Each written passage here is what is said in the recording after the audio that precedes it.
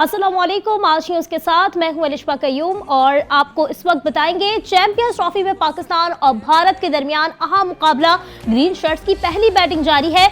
159 पर पाकिस्तान के 5 खिलाड़ी आउट हो चुके हैं, जबकि इब्तिदाई 2 विकेटें 47 रन पर गिरी। बाबर आजम 23 रन बनाकर चलते बने, जबकि इमामुल हक भी गैर जरूरी रन लेते हुए विकेट गंवा बैठे। तीसरी विकेट पर कप्तान मोहम्मद रिजवान और सऊद शकील ने 104 रन का हज़फ किया और रिजवान 46 और फिर सऊद 62 रन बनाकर पवेलियन लौटे। तैयब ताहिर भी 4 रन पर चलते बने। चैंपियंस ट्रॉफी का ये मार्का जारी है। पाकिस्तान और भारत के दरमियान अहम मुकाबला आज हो रहा है। ग्रीन शर्ट्स की पहली बैटिंग जारी है, जबकि 159 पर पाकिस्तान के 5 खिलाड़ी आउट हो चुके हैं। इसी पर गुफ्तगू करेंगे। हमारे साथ मौजूद हैं नसीम राजपूत, क्रिकेट तज्जियाकार हैं, जबकि दूसरी जानिब महमूद रियाज ने भी हमें ज्वाइन किया है, क्रिकेट तज्जियाकार हैं। सबसे पहले नसीम राजपूत से बात करेंगे। नसीम साहब, क्या कहेंगे, कैसी कारकर्दगी देख रहे हैं आज के मैच में? देखिए, जब ये मैच शुरू हुआ था ना, मैच का एंथुजियाज्म तो अपनी जगह पर, लेकिन पाकिस्तानी कौम मेंटली प्रिपेयर थी। हम जिस तरीके से मैचेस हार रहे थे और इंडिया जैसे जीत रहा था, तो हम एक माइंडसेट के साथ ही मैच में दाखिल हुए थे कि इंडिया मैच जीत जाएगा। हमारे लिए तो बहुत ही मुश्किल है, लेकिन ये कौम बैठ के दुआएं कर रही है। ये कौम बैठ के अब भी उम्मीद लगा के बैठी है कि हमारा कोई एक प्लेयर ऐसी आउटस्टैंडिंग परफॉर्मेंस का मुजाहरा कर जाएगा कि उसके बाद से टीम फिर ट्रैक पे आ जाए। हम शैल में चले जाते हैं। देखिए, आज भी बाबर की इनिंग जो है वो दरमियान में अधूरी रह गई। बाबर उस तरीके से हम उम्मीद कर रहे थे कि आज तो इनको बॉल नजर आ रहा है, आज तो ये परफॉर्म कर लेंगे, लेकिन अनफॉर्चुनेटली बाबर के लिए आज का दिन भी जो है वो कोई बहुत अच्छा साबित नहीं हुआ। लेकिन वो एक कॉन्फिडेंट आगाज जरूर देकर गए थे। वो एक बहुत ही कॉन्फिडेंट आगाज देकर गए थे और उस कॉन्फिडेंट आगाज का फायदा क्या हुआ?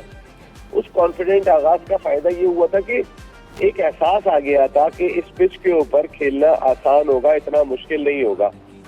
हमारे खिलाड़ी खड़े तो हुए। मैं स्पेशली कप्तान रिजवान की बात करूंगा। देखिए, सिंगल निकालना आना चाहिए आपको। आप जितनी डॉट बॉल खेलते हैं वो आपकी अपनी टीम पे प्रेशर क्रिएट करती है। जिस वक्त पाकिस्तान ने 152 बॉल्स खेले थे, उस वक्त पाकिस्तान 95 डॉट बॉल्स खेल के आ रहा था। जब आप इतने डॉट बॉल्स खेल लेते, माजी में भी ये हुआ करता था कि पाकिस्तान के ऊपर से 2 विकेटें गिरती थी। जावेद मियादाद, इंजमामुल हक, मोहम्मद यूसुफ, इस तरीके के प्लेयर होते थे कि स्ट्राइक रोटेट करके प्रेशर को कम करते थे। इस तरह नहीं करते थे कि एक चौका मार लेंगे, 5 गेंदें डॉट खेल लेंगे। जब आप 5 डॉट खेल लेंगे तो वापस आ गया आपका प्रेशर पूरा, चौका आपसे लग नहीं रहा। तो ऐसे में हमें प्रैक्टिस ये करनी चाहिए कि हमने वो जो क्रूशियल ओवर होते हैं उस जगह पे हमने स्ट्राइक को कैसे रोटेट करना है। अक्सर जावेद मियादाद बैटिंग करने जाते थे, 2 आउट हो जाते थे, वो चौथे नंबर पे बैटिंग करने जाते थे, लेकिन वो स्ट्राइक रोटेट किया करते थे। उनके साथ जो बैटर्स होते थे उन्हें पता होता था सिंगल कैसे निकालना है। आज हमारे बैटर्स को नहीं पता कि सिंगल्स कैसे निकालना है। हमारा माइंडसेट हर गेंद पे चौका और छक्के मारने वाला बन गया या फिर खौफजदा हो गए। अब चौका छक्का लग नहीं रहा, खौफजदा होने की वजह से तो खौफजदा क्रिकेट खेल रहे हैं हम। देखिए, अब ज़ाहिर इस पिच के ऊपर माहिरीन को जो मैं सुन रहा था, हम तो ज़ाहिर कोई क्रिकेटर तो नहीं है, लेकिन जितना हमने लोगों को सुना जो इस पिच के बारे में बता रहे हैं, जिस तरीके की पिच इंडिया और बांग्लादेश के मैच में थी, ये पिच उस तरीके की नहीं है। ये थोड़ी सी उससे बेहतर पिच है। तो पाकिस्तान कितने रन करता है? फिर पाकिस्तान का इब्तिदाई स्पेल, मैं बार बार कह रहा हूँ ये बात कि शाहीन शाह अफरीदी, इंडिया को हमने जब भी रिसेंट पास्ट में हराया है, उस वक्त हमारा इब्तिदाई स्पेल का बहुत बड़ा रोल रहा है। जो हमारा उसमें चाहे मोहम्मद आमिर ने स्पेल किया हो, जो रेड ने किए थे जब हम 2012 में टूर पे गए थे, वो जो स्टार्ट का स्पेल होता था वो बहुत इंपॉर्टेंट होता था। इसी तरीके से जब हमने स्टार्ट का स्पेल अच्छा नहीं किया, जैसे हमने 2003 वर्ल्ड कप में वकार, वसीम, शुएब अख्तर तीनों हमारे पास मौजूद थे, लेकिन चूंकि हमारा स्टार्ट का स्पेल अच्छा नहीं हुआ था, वो बासानी शहीद अनवर की सेंचुरी के बावजूद भी रन बना गए थे। तो अच्छा स्टार्ट शाहीन शाह अफरीदी ने, जो पाकिस्तान ने 10 विकेट से मैच जीता था T20, उसमें शाहीन शाह अफरीदी का स्पेल सबसे लीथल था। लेकिन मैं महसूस कर रहा हूँ शाहीन शाह अफरीदी का वो गेंद जिसपे आमिर अंदर ला के रोहित शर्मा को आउट करते थे, शाहीन ने आउट किया था रोहित को और KL राहुल को, वो गेंद शाहीन से नहीं लग रहा है। अल्लाह करे कि आज के मैच में थोड़ी कंडीशन जो है वो कुछ बेहतर है बॉलर के लिए, यहाँ पे उसका गेंद अंदर आए, वरना पाकिस्तान की पिचेस पे तो ये काम खासा मुश्किल दिखाई दिया और हमने देखा कि शाहीन से ये हो नहीं रहा था, क्योंकि वो नए बॉल से विकेट जरूर ले रहे बिल्कुल उम्मीद ही की जा रही है कि आज जो है इंशाल्लाह पाकिस्तान विन कर जाए। नसीम साहब साथ मौजूद रहिएगा और महमूद रियाज भी हमारे साथ मौजूद हैं, उनकी जानिब रुख करेंगे। महमूद साहब क्या कहेंगे, खासतौर पर आगाज़ ही आज हमने देखा कुछ अच्छा नहीं रहा, और ख़ासतौर पर अगर बाबर आजम की बात करें तो उनकी कारकर्दगी आज भी फ्लॉप रही और जो है वो काफ़ी कम 23 रन बनाकर जो है वो पवेलियन लौट गए। बाबर आजम को मुस्तकिल जो है उनकी कारकर्दगी के बायस तनकीद का निशाना बनाया जा रहा है। जाहिर बात तनकीद उस खिलाड़ी पे की जाती है जिस पर तवक्को होती है। एक तरफ बाबर को किंग कहा जाता है, पाकिस्तान टीम के कप्तान रहे, जब उन्होंने कप्तानी छोड़ी तो तवक्को की जा रही थी कि वो अपने इंफरादी खेल पर तवज्जो देंगे, लेकिन ऐसा नहीं हुआ। वो कहीं पर भी हालिया दिनों में पाकिस्तान के लिए कंक्रीट जो बुनियाद फराहम नहीं कर सके। आज भी उन्होंने फखर जैसे कि इंजर्ड हो गए, उनकी जगह इमामुल हक एक गैर जरूरी रन लेते हुए 10 रन पर आउट हो गए, और उसके बाद बाबर आजम ने भी डॉट बॉल बहुत ज्यादा खेली। लेकिन दूसरी तरफ मैं ये कहता चलूं, और अभी आप देखिए कि सलमान आगा भी आउट हो गए हैं, तो ये 200 रन पे छठी विकेट पाकिस्तान की गिर गई है। 200 रन पाकिस्तान कर चुका है। अगर यहाँ से जैसे खुशदिल शाह मौजूद हैं और बड़ी अच्छी इनिंग इन्होंने खेली है, हर मैच ऐसा नहीं होता कि आप उसमें 300 साढ़े 300 रन करें। ये पिच ऐसी है कि इस पर अगर आपके 280 रन बन जाते हैं तो यकीनन भारत को मुश्किलात का सामना करना पड़ेगा। अभी भी मैच में कोई ऐसी मुश्किल नहीं है। बकिया टीम के जो खिलाड़ी मौजूद हैं, अगर वो 70-80 रन का इजाफा यहाँ से करते हैं तो पाकिस्तान के पास एक साइजेबल टोटल होगा। और पाकिस्तान ने जब से भारत के खिलाफ जब भी पाकिस्तान खेला है, पाकिस्तान ठीक है महमूद साहब आपकी बात को कंटिन्यू करेंगे। इस वक्त अपडेट अपने नाजरीन को कर दें, पाकिस्तान की छठी विकेट जो है वो 200 स्कोर पर गिर गई है। सलमान आगा और रन्स बनाकर 19 पर आउट हुए हैं। ये अपडेट आपको कर रहे हैं इस वक्त, और आपको बताएंगे कि पाकिस्तान की छठी विकेट जो है वो 200 स्कोर पर गिर गई है। सलमान आगा जो है वो 19 रन्स बनाकर आउट हो चुके हैं। ये ताज़ा तरीन अपडेट इस वक्त आपको दे रहे हैं। मैच का सिलसिला जारी है। महमूद रियाज साहब क्या कहेंगे, छठी विकेट भी गिर गई है। बिल्कुल देखें, आप जब तक स्ट्राइक रोटेट नहीं करेंगे, पाकिस्तान और इंडिया की टीम में इतना ज्यादा फर्क नहीं है। मसला ये है कि पाकिस्तान माजी में जिन क्रिकेटर्स की हम बात कर रहे थे, हम जारहाना क्रिकेट खेलते थे, हम उन पर चढ़कर वार करते थे। आज पाकिस्तान इतना पीछे चला जाता है जब आप स्ट्राइक रोटेट नहीं करते और जब आप डॉट बॉल्स बहुत ज्यादा खेलते हैं तो खिलाड़ियों पर प्रेशर होता है। आज इब्तदाई तौर पे 2 विकेटें गिरी, लेकिन उसके बाद हमने देखा कि सऊद शकील और रिजवान ने बहरहाल एक अच्छी इनिंग बिल्डअप कर दी और 132-33 रन तक वो 2 विकेटों के नुकसान पर रन ले गए। उसके बाद आने वाले खिलाड़ियों को उसके ऊपर फराहम करने की बुनियाद, लेकिन हमने देखा कि सऊद शकील भी एक गैर जरूरी शॉट खेलते हुए आउट हुए। उसके बाद अभी सलमान आगा की भी विकेट गिरी और उसके बाद अब शाहीन और खुशदिल विकेट पर मौजूद हैं और इस वक्त 42.4 ओवर का खेल हो चुका है। 7 ओवर में पाकिस्तान अगर 70-80 रन कर पाता है तो मैं समझता हूं कि पाकिस्तान के जो बॉलर्स हैं उनके बहुत ज्यादा अच्छा होगा। और दूसरी तरफ हम जैसा कह रहे थे कि रोहित शर्मा ने अपनी बॉलिंग को जिस तरीके से इस्तेमाल किया है, 7 ओवर के बाद जिस तरीके से वो अक्षर पटेल को लेकर आए और पांड्या को लेकर आए, वहां पर उन्होंने विकेट ली।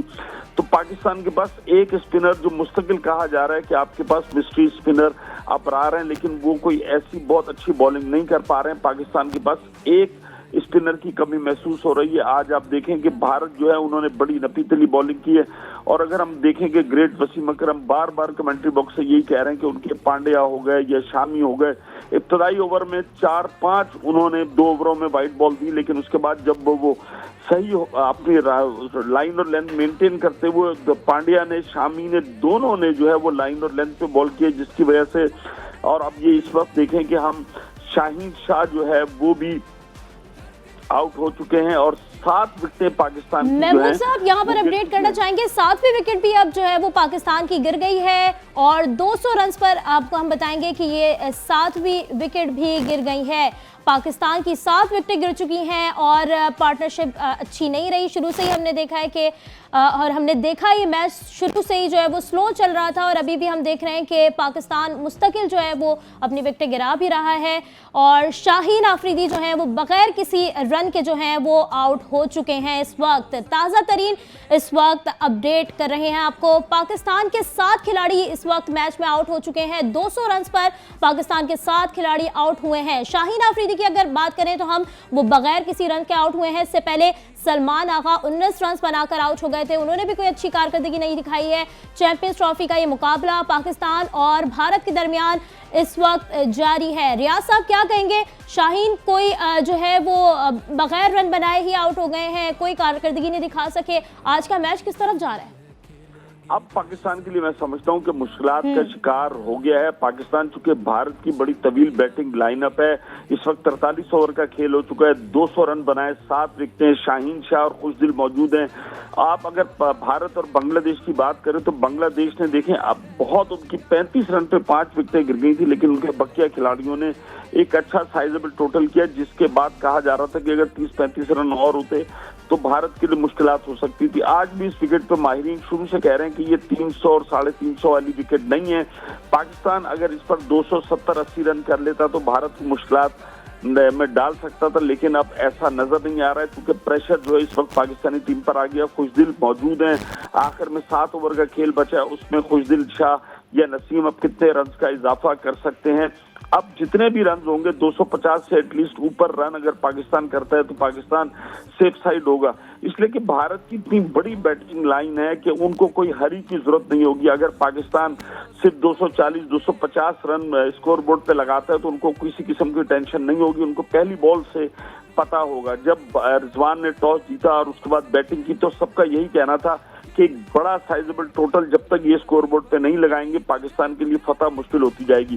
पाकिस्तान टीम अगर 300-350 रन का सोचती तब जाके 280 रन कर पाती, लेकिन पाकिस्तान नहीं। सिर्फ हमने देखा कि खुद जब आपका रिजवान ने और सऊद शकील ने एक ऐसी इनिंग खेली कि जो थोड़ा सा आपका स्कोर बिल्डअप हुआ, बाकी जो है as usual Babar Azam Pakistan team के लिए किसी भी अच्छी कारकर्दगी का मुजाहरा नहीं कर सके। वो पाकिस्तान के सीनियर रुकन है और एक तजुर्बेकार बल्लेबाज हैं, और अहम मैच में जरूरत थी कि बाबर जो है वो फ्रंट से लीड करते और एक अच्छी इनिंग खेलते।